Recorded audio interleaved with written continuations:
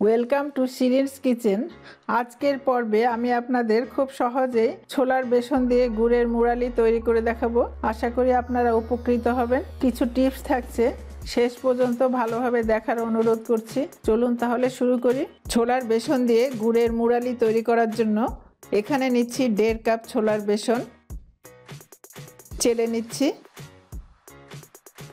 এবারে নিচ্ছি 1/2 কাপ ময়দা, এটাকেও চেলে নিচ্ছি। বেসন ময়দা ভালোভাবে মিশিয়ে নিলাম। দিচ্ছি 1/2 চা চামচ লবণ, 3টা এলাচ গুঁড়া, এগুলো ভালোভাবে মিশিয়ে নিচ্ছি। এবারে দিচ্ছি 3 টেবিল চামচ সয়াবিন তেল,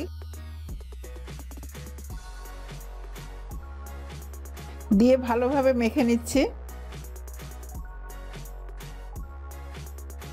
এবারে নর্মাল টেম্পারেচারের 1/2 কাপ পানি নিয়েছি, অল্প অল্প করে পানি দিচ্ছি। ডোটা যেন শক্ত হয়, নরম হলে মুড়ালি ভালো হবে না। 1/4 কাপের একটু কম পানি থেকে গেল। ডোটাকে একটু তেল মাখিয়ে 20 মিনিটের জন্য র্যাপিং পেপার দিয়ে ঢেকে রাখছি। আর নিচ্ছি 1/4 কাপ চালের গুঁড়া আর 1 চা চামচ ঘি। 20 মিনিট পর ফিরে আসছি। ডোটাকে একটু নেড়ে নিলাম। সম্পূর্ণটা দিয়ে একটা রুটি বেলে নিলাম।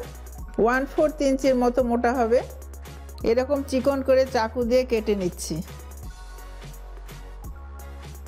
এইভাবে 3 ভাগ করে নিচ্ছি, নিয়ে আলাদা করে নিচ্ছি। এভাবে আলাদা করে নিলে ভাজতে সুবিধা হবে, মুড়ালিগুলো ভেঙে যাবে না।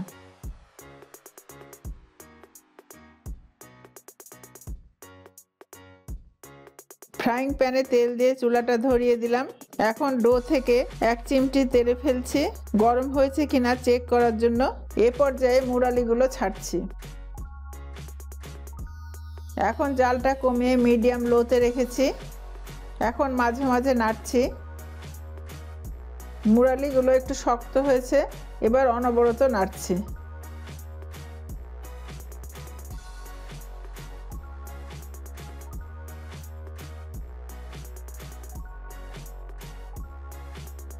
মুড়ালি গোল্ডেন ব্রাউন হয়ে গেছে, উঠিয়ে নিচ্ছি।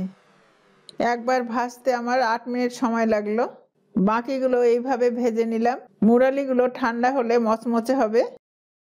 এখন চালের গুঁড়াটাকে হালকা বাদামি করে ভেজে নিচ্ছি।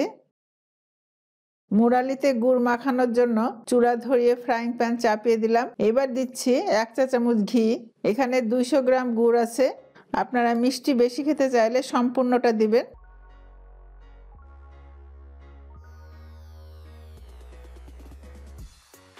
গুড়টা মিডিয়াম জালে রেখেছি এবং মাঝে মাঝে নেড়ে দিচ্ছি। যখন হয়ে আসবে তখন ফেনাগুলো সাবানের ফেনার মতো হবে এবং রং হালকা হবে, তখন বুঝবেন কাছাকাছি হয়ে এসেছে, তখন চেক করবেন। এখন চেক করছি, হাতে নিয়ে একতার হয়েছে। চুলা অফ করে মুড়ালি ঢেলে দিচ্ছি, নেড়ে নিচ্ছি ভালোভাবে। এখন চুলা আবার ধরিয়ে লোতে রেখেছি, অনবরত নাড়ব। এখন দিচ্ছি 1 টেবিল চামচ চালের আটা,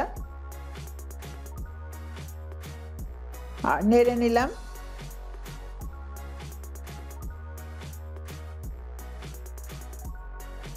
নাড়তে নাড়তে ড্রাই হয়ে ঝরঝরে হয়ে গেছে, হাত দিয়ে আলাদা করা লাগবে না। এবার চুলা অফ করে দিচ্ছি, প্লেটে ঢেলে নিচ্ছি। ছোট সোনামণি এবং বয়স্কদের জন্য এই মুড়ালি খুবই উপযোগী। একটা মুড়ালি ভেঙে দেখাচ্ছি।